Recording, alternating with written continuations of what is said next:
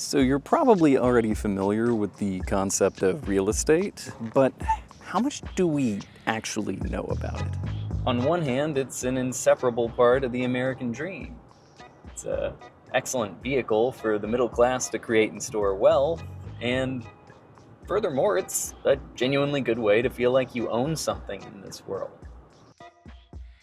But if you look a little bit deeper, beneath the deeds and property lines, you'll see that there's a dark undercurrent that makes the concept work, and how that brutal reality holds much of our society together.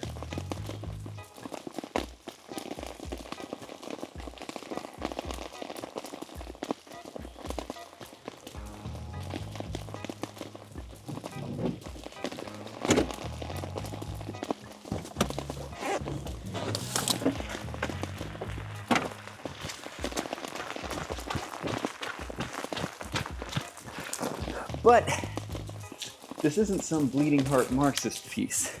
Actually, I intend to make the case that that darker reality is not only necessary, but the right way to do things. And I'm going to use Blood Meridian to support it. So, let's talk about real estate. I'm not going to waste your time giving you an intro to real estate because, like I said, most of us are probably already pretty familiar with it. You can buy land, structures, a shared interest in a structure like a condo, or it can be residential, commercial, etc., whatever. Instead, I'm going to waste your time talking about philosophy. What does it mean to own something? And then how does that apply to real estate? Philosophers over the ages have had all sorts of theories on ownership, but I don't think we need to get into those weeds. I think that's a bit of a eye-rolly philosopher question because the concept of ownership is actually pretty intuitive. If I own this water bottle, I get to use it whenever I want. Fill it up, drink from it, dump it out, carry it around with me, and even smash it if I want to. You only get to do any of that if I consent to it, and to do otherwise is considered theft. And there are limits to my water bottle freedoms. If I used it to hurt somebody, I'd probably at least have it taken away from me. The similarities and differences between small personal property like this and real estate are pretty interesting and definitely important to our point. If I own a piece of land, that means I get to do, roughly speaking, whatever I want to do with it. I can grow stuff on it, build structures, light small fires, and stay there. All pretty similar to the water bottle. But with the exception of pocket sand, I can't really pick it up and carry it around with me. So my use of it's pretty limited to here, being on it. That's pretty important. Keep that one in mind. Now, if the water bottle gets destroyed, I still own the pieces, but they're functionally useless. But if you buy a house and it burns down, you still own the land under it, and it's still worth something. If we take it a step further and Thanos snap both of them out of existence, my ownership of the water bottle is now fictional at best. I can't do anything with it anymore, so it doesn't matter. But if you do the same for a plot of land, like an unrendered Minecraft chunk, theoretical ownership means a little bit more. The owner could still be in that space. They could build stuff in it and even sell it. So what they own isn't the structure, and it isn't the dirt either. So we know from before that the use of real estate is somewhat limited to the location. Now we know that it technically exists independent of the stuff inside the boundaries. So what is it? Let's keep building our case here. Something that we haven't gotten into yet, but is really important, is that the concept of ownership really only matters when there are other people in the equation. It's relational. None of this would matter on a desert island. Like, calling everything on it yours is an unnecessary complication. A resource and its use is just between you and Mother Nature. But coming back to society, you can only use my water bottle if I consent to it. And the same is true of real estate. Just instead of theft, it's called trespassing. And that's where this gets interesting. See, if I want to enforce my ownership privileges and prevent theft, it's pretty easy for me to keep my water bottle away from you. But with land, that's a different story. If someone's trespassing, you can call the police and have them removed by force. Or, depending on the state and country, remove them yourself. For YouTube, this is a airsoft gun. And it's not just other individuals. If a foreign nation rolls up and wants your land, it's up to your own military to repel the invasion.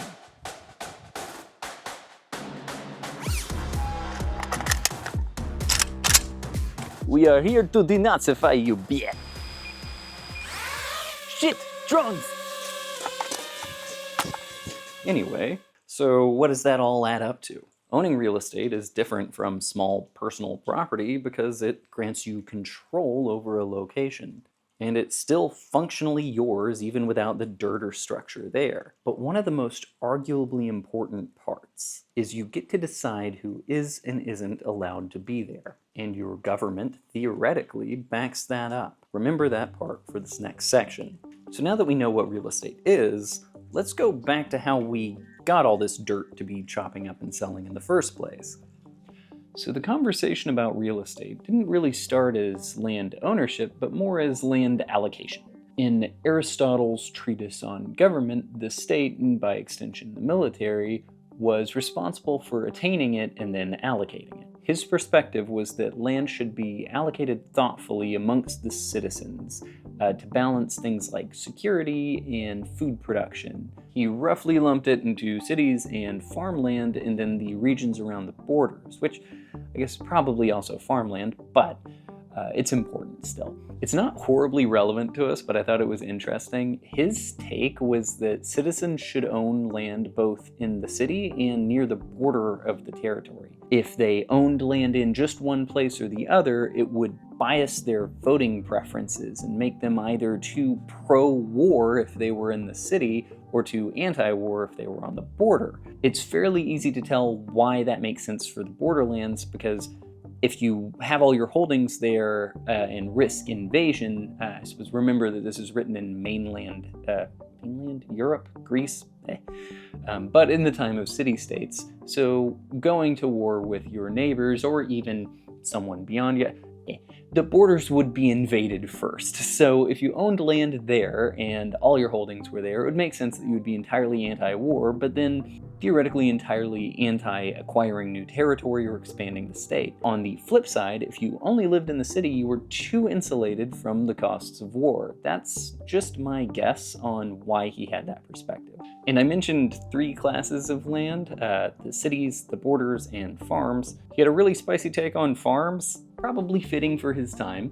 He advocated for the state providing common meals to the citizens, or the people in general. That probably expanded beyond the citizens. So you'd need a lot of farmland, and he didn't want the farmers to get too big for their britches, so he advocated that they should be slaves.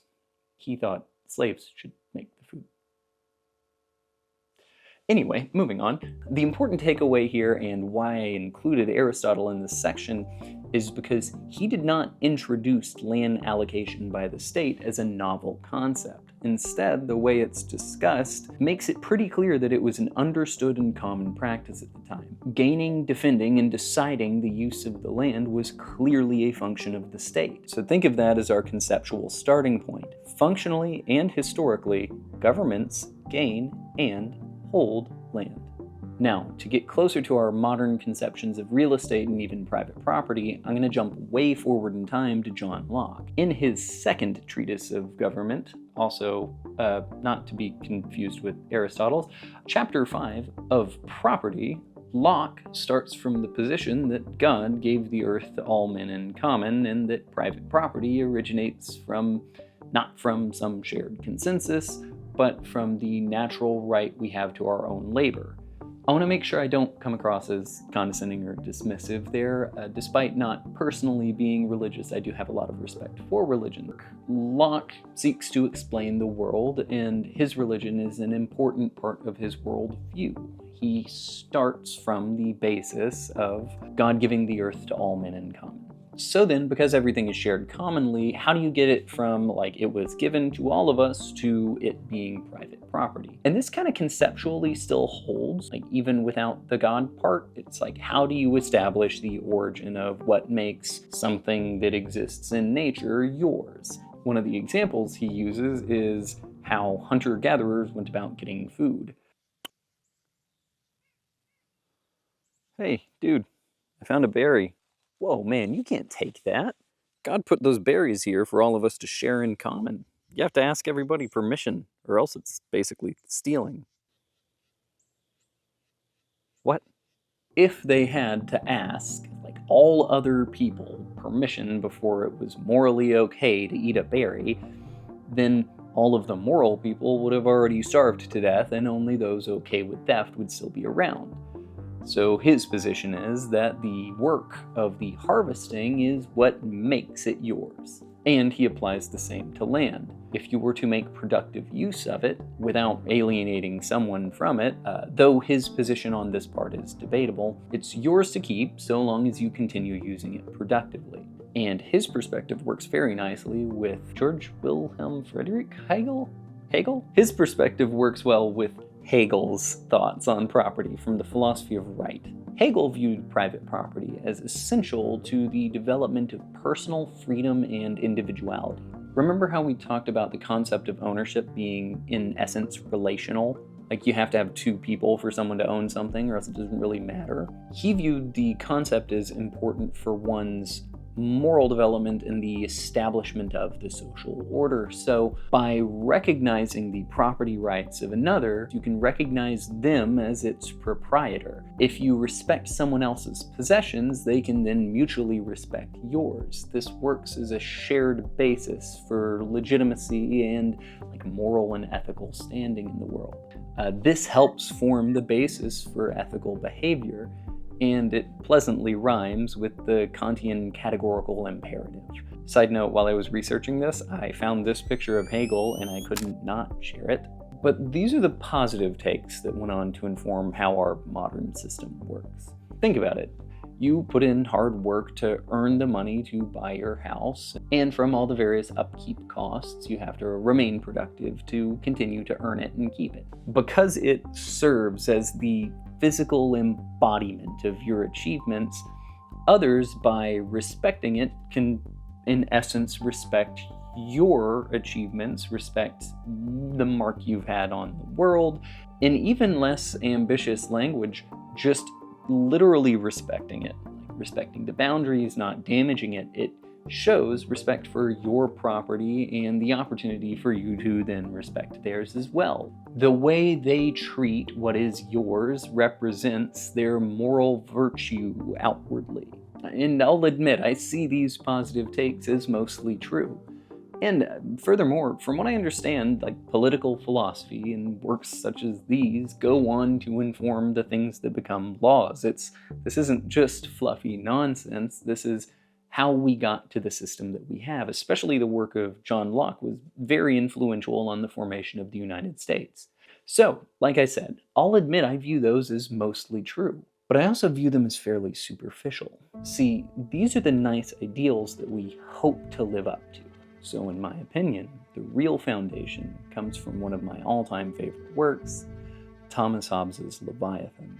This work is potentially as infamous as it was influential. Even though it's about 100 years younger, I view it kind of like the big brother of Machiavelli's Prince. Hobbes lived through the Wars of the Three Kingdoms, the best known of which being the English Civil War. He fled to Paris in 1640, fearing how the parliamentarians would react to his previous works. He didn't just theorize about human brutality. He watched firsthand as a civil war claimed the lives of 1 in 25 people in what we now know as the United Kingdom. The Leviathan is his message back to a homeland on fire. Submit to the sovereign to escape the horrors of human nature.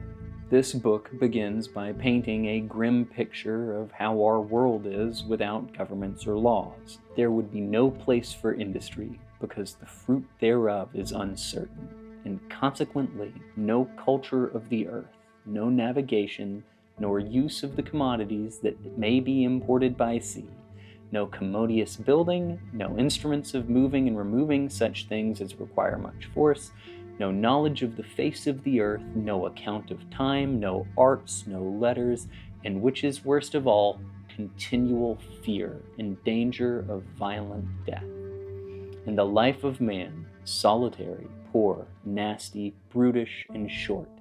If this is the state of nature, people have strong reasons to avoid it, which can be done only by submitting to some mutually recognized public authority, for so long a man is in the condition of mere nature, which is the condition of war, as private appetite is the measure of good and evil. Linger on those last words. They'll come back. In this chaos, there's no right, there's no wrong, there's no property, just a constant struggle for survival, a war of all against all. To escape this anarchy, people collectively agree to band together to help their odds of survival. This is the foundation to social contract theory, the idea that society itself comes from this banding together of free individuals. We all surrender some of our freedoms, freedom to kill each other mostly, in exchange for security. The state then holds a monopoly on the legitimate use of force, and thus becomes the enforcer of contracts, laws, and property rights. So your claim to a plot of land isn't just a personal assertion, it's backed by the full weight of the state's military and legal systems, the Leviathan. Side note, this is the most metal shit I've ever seen, and I love it. How is this picture not better known and more popular? It's this hulking sovereign built up of all the little individuals that theoretically make up the kingdom, the state, the social contract. So I mentioned that the work is a little bit infamous, and for good reason. It has absolutely been used by tyrants to justify their rule. Much like The Prince, the least favorable interpretation of the Leviathan is dark.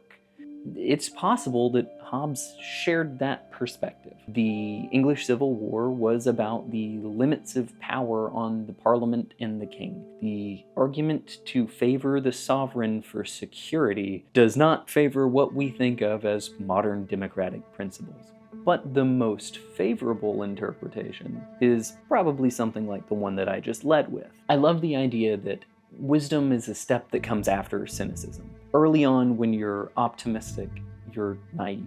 When one comes to terms with how the world really is, that leads then almost to cynicism. But then, positively on the other side, optimism layered again on top of it, while not losing the understanding of the reality, that's wisdom. I think the most charitable view of Hobbes's Leviathan is viewing the foundational reality. The social contract is not the lofty morals or the ethics. The social contract is our agreement with each other to not kill each other. We can't all do that at once, so we've done it in tribes of varying scale and power. Those tribes are our states, and those states are our Leviathans. So why am I talking about all this in a real estate video?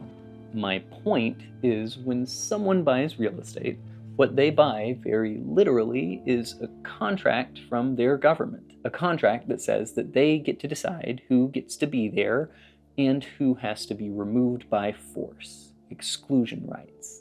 And in all cases that I'm aware of, they pay property taxes to fund the police and military that enforce that rule. So my perspective and this structure is opinionated. Scholars and philosophers alike have argued at great length on whether or not Hobbes's state of nature is realistic or a pessimist exaggeration. And instead of going through theirs, or even presenting my own, I present as my case the work of Cormac McCarthy, Blood Meridian. I told you I'd find a way to work it in.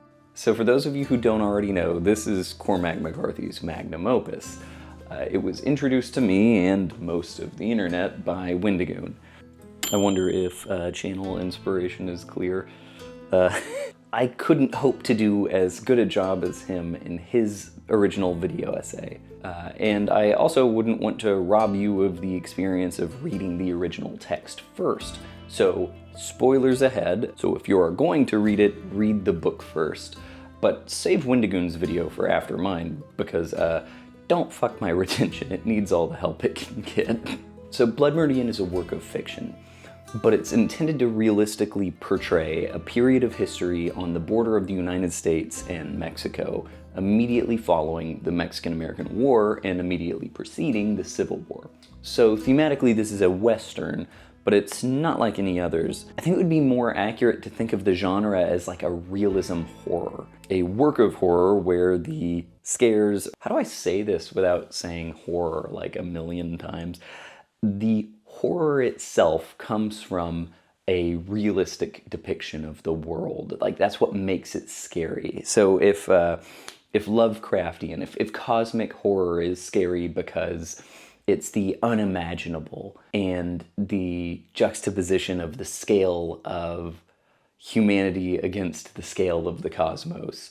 Realism horror would be instead, content of this book is scary because of how true it is. It's things that we wish weren't, but are, if that makes any sense. The region and time period or the setting are important because once again, we're talking about an area that's war-torn. The three major actors, Mexico, the United States, and the Native Americans, have all felt the impacts of the recent conflict there. It's shaken up their world. We're also talking about very vast expanses of land, much of which is far away from civilization. So all those factors combine together to make the region lawless, to create the foundation for the type of state of nature we're talking about here. This is perhaps similar to Hobbes' homeland back when he was writing about it. These conditions can bring out the absolute worst in humanity, and to help show us just that, our tour guide is the Glanton Gang, a real-life gang of headhunters led by a former Texas Ranger. The Mexican government at the time had an open contract to buy any scalps you could bring to them to help deal with the native problem. See, your typical cowboy hero might go out to collect a bounty, just on a bad guy. Or if our narrative just a little bit more sophisticated, our anti-hero might go out and pursue a villain who's, just him from a different walk of life, like made a few different decisions that led them down these branching moral paths. This is not that story. Why fight fair? We've got scalps to collect. Women, children, unsuspecting camps at night, even small Mexican towns, because scalps are pretty hard to tell from each other. Our protagonists leave a trail of unimaginable suffering, cruelty, and death in their wake, all for a few coins, typically spent immediately on women and alcohol. McCarthy uses the reality of this time period and this setting to show the brutal reality of what happens to a region that has been torn apart by war and has become lawless. Because there's something interesting about the underlying human nature, something that we can learn about the rest of our world from what happens when the wheels come off. The reason I'm talking about Blood Meridian at all right now is because Hobbes' state of nature is real, and it has been through many times in history. McCarthy's not just providing the setting and an example of the state of nature, he provides a philosophy. And none personify that better than the primary antagonist, the judge. You've probably heard the expression, fear an old man in a young man's game. I think that there's an interesting corollary. So the Glanton Gang is filled with exactly what you would expect, like thugs, goons, not the modern usage. The judge stands out from his counterparts because he's educated. He speaks a bunch of languages, he's been all over the world. He clearly had other prospects in life. He chose to be there in the violence and the chaos, and that makes his character particularly haunting. In his other works, McCarthy uses characters as stand-ins for things that are true about the world or nature. One of the coolest examples being Anton Chigurh, who is a stand-in for the uncaring brutality of the world. He carries the famous coin with him that he flips to decide whether you live or die. The judge has something going for him that Chigurh didn't. At the end of No Country for Old Men, Chigurh goes to Llewellyn's wife, gives her the classic coin ultimatum, and she stands up to him and says, "The coin don't have no say. It's just you." It's left somewhat unclear to the audience whether or not he chose to kill her or not, but he checks his boots for blood, so he probably did. In that moment, one could imagine Chigurh as rattled, frustrated, or even scared. The judge is very different. That conversation never would have occurred with him. The other members of the Glanton gang are effectively there by mistake or because they're unexamined. Their paths there might be reminiscent of the book Ordinary Men, that tells the story of how an ordinary Polish worker, just from where they live and their friends, could end up becoming a prison guard at Auschwitz. The judge is not an ordinary man. He chose to be there because he views war as the ultimate game. It makes no difference what men think of war. War endures. As well, ask men what they think of stone. War was always here. Before man was, war waited for him. The ultimate trade, awaiting its ultimate practitioner. That is the way it was and the way it will be. That way and not some other way. Furthermore, the judge personifies why this isn't a bug of the system, it's a feature. One does not have a choice about whether or not they deal with this reality. You have to choose to dance. You remember how in Hobbes' social contract we talked about how free individuals band together and give up some freedom so that we can work together and have a shared sense of security. It's like the judge wanted to go to a place where he could opt out, where he could step back outside and regain the maximum freedom, and to do that for fun, for selfish gains, so that he could be the last man standing. Why would Hobbes' state of nature be more true than the flowery stories from Hegel and Locke? See, the reality is that both are true. The world is held together by all sorts of more positive systems. But underneath it all, there still lies the horrible truth that the judge represents. Et in Acadia ego. No system is impervious to violence. No argument survives lead. No moral appeal changes the outcome. Death ends any debate, and the last man standing wins. The thing that makes the judge scary is that he's right. The brutal reality that he represents is something that we don't have a choice whether or not we face. And my position is that this proves Hobbes' state of nature. How strong is your claim that your labor earned land for you if it could be taken away by force? All you have is a moral and ethical argument. You don't have the land. You might be asking yourself, John, I thought this was a video about real estate. How did we end up talking about the nasty and brutish reality of human nature? And I'm glad you asked. The point of this video is to talk about the seemingly forgotten root of what real estate really is. We purchase a contract from our Leviathan to allow us to be here and to enforce the exclusion of others. The flowery stuff is all good and well, but I feel like when we forget the foundation of what something is, we tend to make silly mistakes and compromise it. If we forget the exclusionary principle underlying real estate, then we forget a big part of what makes it valuable in the first place. If I couldn't keep my water bottle away from other people, it's not really my water bottle. We did it. We made another video. I just wanted to say thanks to everybody for watching. I think I'm getting a little bit more comfortable talking in front of the camera as well. I think the next big thing to figure out is how to actually make these faster. I am taking a lot of time between coming up with scripts and then finding good opportunities to go film. I'll figure that out, don't worry. That's, I mean, what the heck else do you say for the end of one of these things? Oh, and I almost forgot to say a huge thank you to the Stanford Encyclopedia of Philosophy. A ton of the homework that I did was there.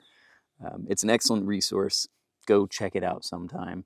I really appreciate you guys for watching. That It means a lot to me. I hope it's fun or interesting. I'm viewing this channel as a way to share things that I get nerdy about and think are fun. This video was originally going to be on rent, and I went down this rabbit hole and never stopped digging. If you're someone who's interested in the financial side of real estate, then I'm sorry that I subjected you to this and you somehow made it all the way to the end. Hopefully that provides a fun contrast, because there's tons of great stuff out there for real estate finance homework, and this isn't it. This is something a little bit different. So be sure to do all the YouTube stuff, like and subscribe and such. Get in a fight in the comments section or something. I still have to figure out how to end these. But I should have some fun bloopers this time, so I'm just going to throw those in at the end. See you next time.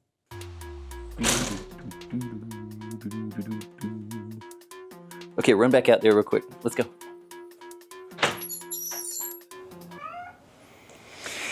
Bongo! What are you doing? You want to say hi to the camera? Come here. Say hello, Bongo. You got the campfire light on you. Good boy. Squat on the bench. Yeah, to squat. No, squats on toes break your bones. American Spy, put your heels on the ground. See, you can. I believe in you. Perfect. Yeah. Beautiful. Okay. It's wet. Go, go, go, go, go. It's rain. Get the camera out of the rain. There you go. All right.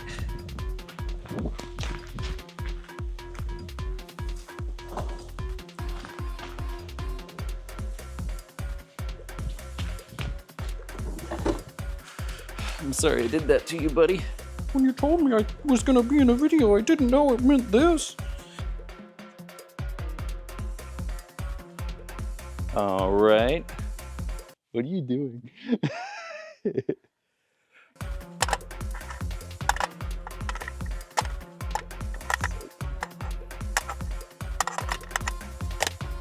No.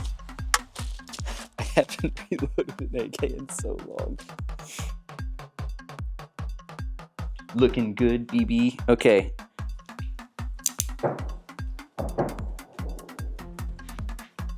Them duck hunters are at it again. Let's go get them. So honestly, to the little like bush there.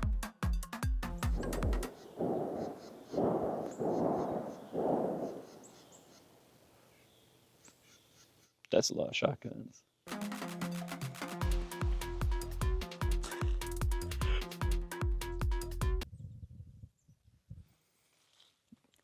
Yo, I chose to film in an anthill. Look at this.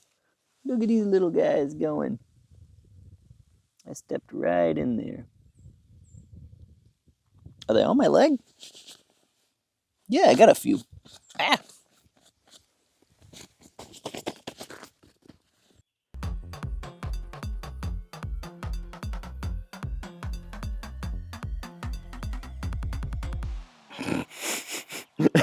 Okay, back in position.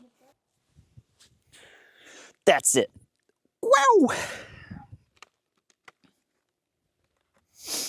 Oh, God.